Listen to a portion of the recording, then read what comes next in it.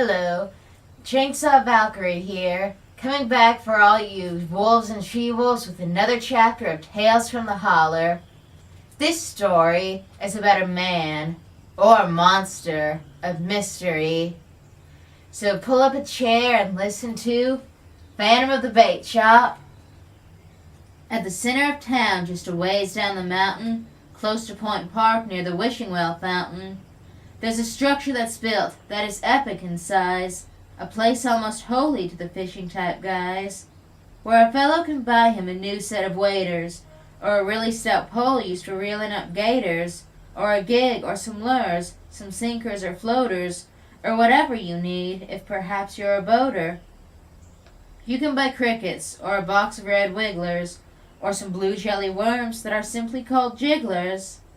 The name of this huge shopping mecca is Anglers, and they stock every kind of fishing line dangler. If outdoor adventure is what you're into, then this is the place that is perfect for you. Anglers is great, but it has a dark past. 20 murders occurred there the year before last. The murderous spree, it began without warning, when they found a dead body one crisp autumn morning. Young Gary Ferris was crushed beneath a pallet that was loaded with skillets and sinkers and mallets. And the bodies kept coming in rapid succession from a killer ramped up with a brutal aggression. In October that year near the pumpkin display, we found Charlie Parker cut up and filleted. He was discovered by the sweet Catherine Dottie. But he wasn't the last of the mangled up bodies. Next was Jack Hatcher, our head checkout ringer, found hanged by the neck with an old fishing stringer. And Abel McCauley was found dead by the skull, treble hooks in his face from some big fishing poles. Abel obsessed over dip, how he loved it, and he died pierced with hooks and suspended above it. Folks were afraid of this tackle shop mangler, spooked beyond words to come shopping at Anglers. Some thought the killer was a specter or ghost, but there was one suspect that stood out the most. A man who had managed our large garden center, and I believe he was our local tormentor. This phantom, this fiend, this butcher, this killer, once worked in this store selling mowers and tillers. They say that his name was Eric John Tate, and at the company picnic he met his grim fate. Eric was smitten by the sweet Catherine Dottie, but she was in love with her boss, Billy Roddy. Eric yearned hard for the love of this maiden. His heart it was sad, and it felt heavy laden. He wondered what he could do to impress her, when he was too shy to even address her. I think I will woo her, using music and song. It's the language of love, what could ever go wrong? Eric was brilliant, a true banjo scholar, the greatest in all of the hills and the hollers. When he put his finger to those banjo-y strings, it sounded like heaven, a beautiful thing. So he wrote up a song to win Catherine's affection. He longed for her heart and a real love connection. Eric determined to win her heart quick. He would serenade her at the yearly picnic. He saw his beloved near the red tater salad, so he jumped on the table to play her his ballad. He was so focused on his heart's one desire that he tripped and he fell in the turkey deep fryer. His face nearly melted, it deep fried and broiled. Eric's charred face kept getting hotter and hotter. He screamed and he ran for the lake's cooling water. He dove in the water and he sank like a stone, and he never resurfaced. Eric was gone. Some say that Eric returned from the dead, wanting revenge for his deeply fried head. Eric blamed Anglers, he blamed Billy Roddy, he blamed everyone but the sweet Catherine Dottie. Soon after Eric disappeared in that lake, Timothy Sly was impaled on a rake.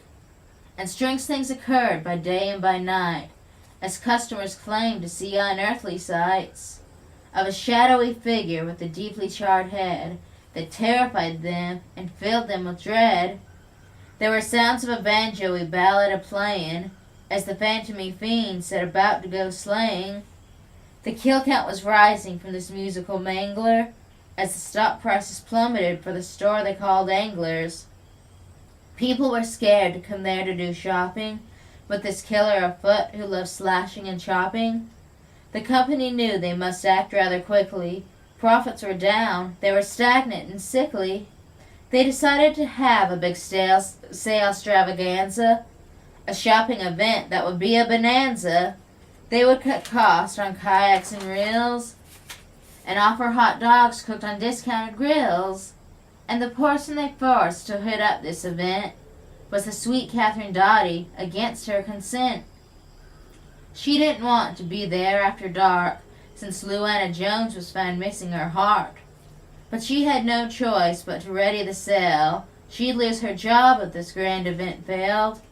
So she worked really late on the evening preceding, till she found Billy Roddy on the ground cut and bleeding. He was cut up from his head to his toes. His eyes were gouged out and he was missing his nose. The sweet Catherine Dotty screamed out in fear as a disfigured man with a banjo drew near. On his blistered up face was a mask made of flannel, and he covered himself in a burlappy mantle.